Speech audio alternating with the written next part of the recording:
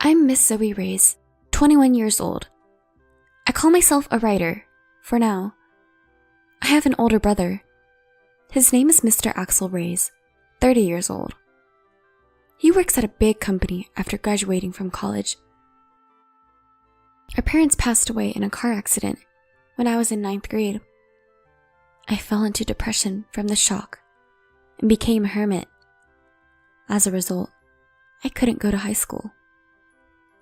Afterward, I went to a doctor and recovered, thanks to my brother's help. When our parents died, my brother had just started working after graduating from college. He faced a tough situation right away, but took care of me, even helping with the housework. I decided to start doing what I could, little by little, like cleaning my room, the house, and then laundry and cooking, regaining my daily life with my brother's help. Now, we live together in the house our parents left behind. We split housework, but since I mainly work from home, I'm in charge of preparing meals and shopping. Going out for groceries is a nice change of pace. I also find cooking enjoyable, coming up with menus and following recipes. So, I'm good at cooking. When I was a hermit, my brother bought me a laptop.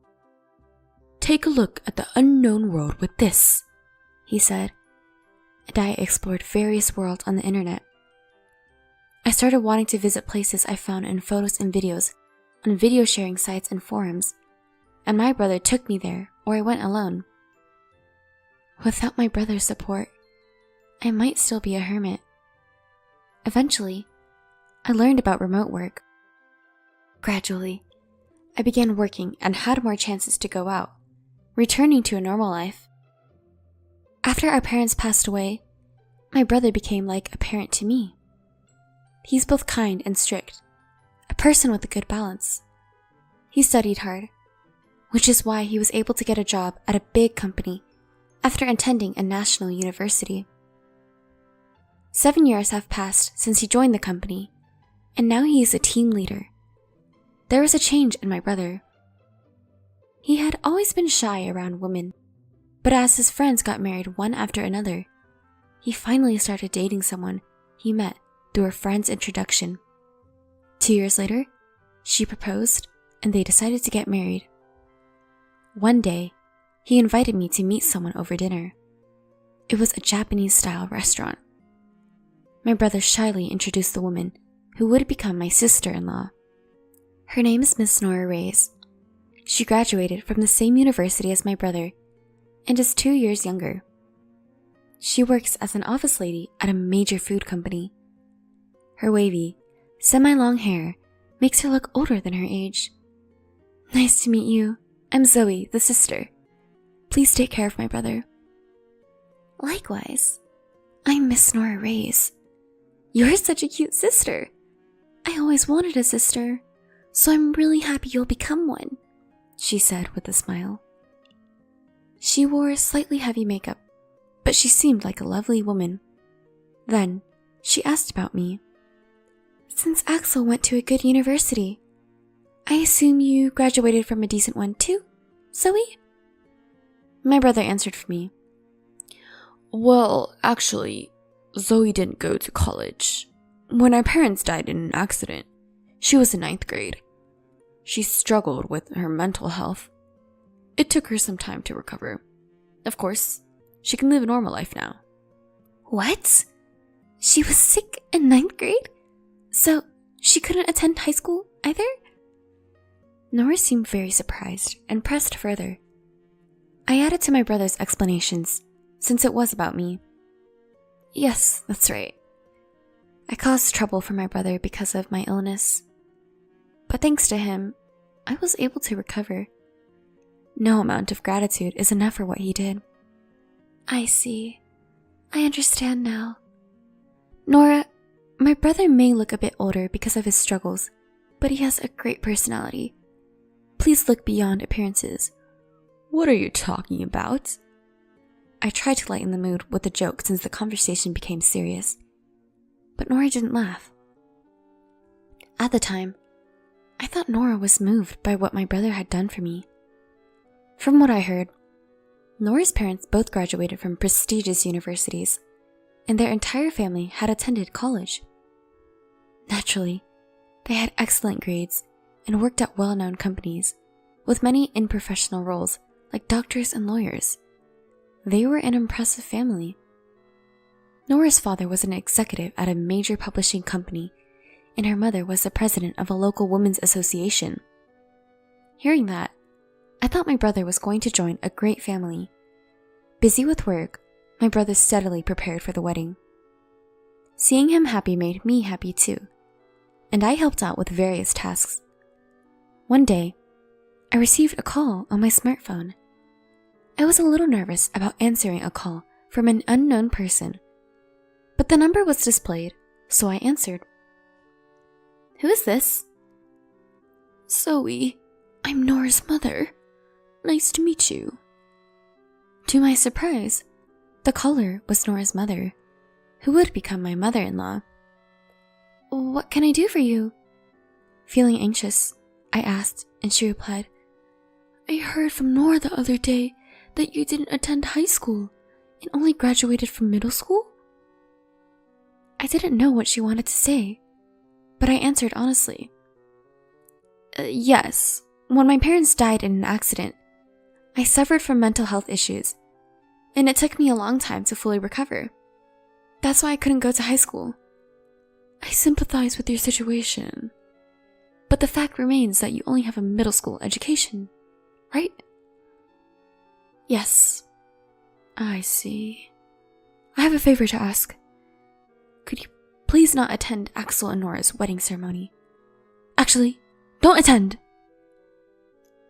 "What do you mean?"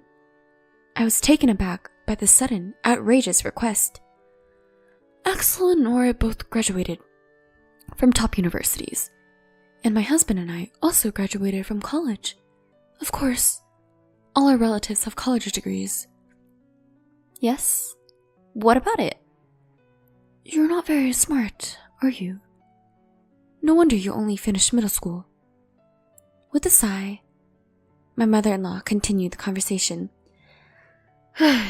"You see, as I mentioned earlier, our family is made up of elites. Graduating from college is a given, and we hold prestigious jobs like executives at big corporations, doctors, lawyers. These are the kind of impressive people attending the wedding." I began to understand what she was getting at. "So, we don't want you, a middle school graduate, at such an event. Actually, we'd rather you not come." "But I'm the sister of the groom and his only family. I can't just not attend." "Please don't come anyway. How could we introduce you, a middle school graduate, to our relatives without feeling embarrassed? Do you understand? Anyway, I've told you our wishes." How rude. After hanging up, I trembled with anger. The parents on the other side disliked me because of my middle school education, as they were too concerned with appearances and reputation. At least, I never thought of my life as embarrassing, and I believed that I didn't deserve to be looked down upon by others. But what if my presence made my brother unhappy? If I stepped back, my brother could have a happy marriage and a future beyond that. I've caused him a lot of trouble, so I want him to be happy, no matter what. I can't be the one to ruin that. But I also couldn't stand being dismissed. My thoughts were all jumbled up. I talked to my brother about the situation. He said, "Don't worry. You're my sister, my only family. Feel free to attend my wedding. I'll protect you, no matter what." "But if I cause trouble for you, I don't mind not attending." "There's no way you'll cause trouble. Zoe, you're my one and only sister. If I can't protect my sister, what kind of brother would I be?" "Thank you, brother." Encouraged by his words, I decided to attend the wedding. And on the day of the wedding, at the family introduction, when my uncle introduced me as our family representative, my sister-in-law's parents looked at me with disdain. My brother seemed to notice their attitude. At the reception, the seats for the bride and groom's families were at the back, facing the main table. I wondered if there might not be a seat prepared for me, but there was. As I sat down, I felt piercing stares. Sure enough, my mother-in-law was looking at me. She marched over to me and said, "Why are you here? I told you not to come because you'd be a disgrace to our family, didn't I?" "I am his real sister. There's no reason for me not to attend," I strongly replied, and she snapped back. "For a middle school graduate, you sure are insolent. Just remember this." Leaving those harsh words behind, my mother-in-law walked away. Soon, the bride and groom entered the room. Seeing my brother in a different atmosphere than usual, I couldn't help but smile.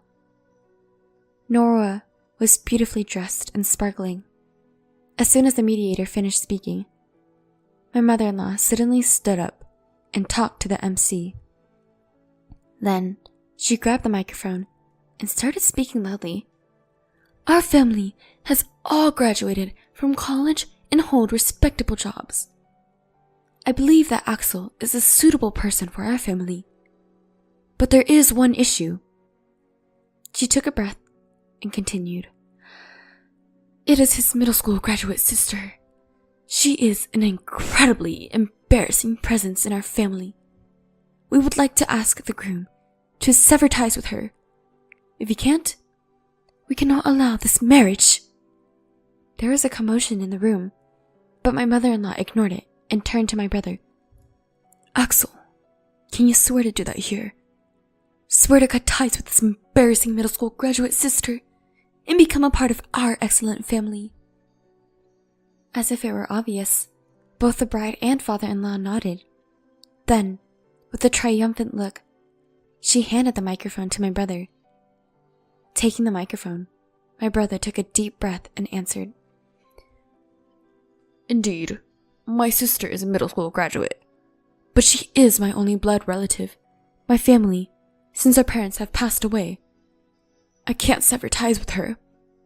I apologize to all of you who have attended today, but I will cancel the marriage and consider this relationship with this family as non-existent. This is my answer." With that, my brother slammed the microphone down on the table and came straight to me. With a refreshed smile, he spoke to me. "Zoe, I'm sorry for causing trouble. There's no need for us to be here. Let's go home."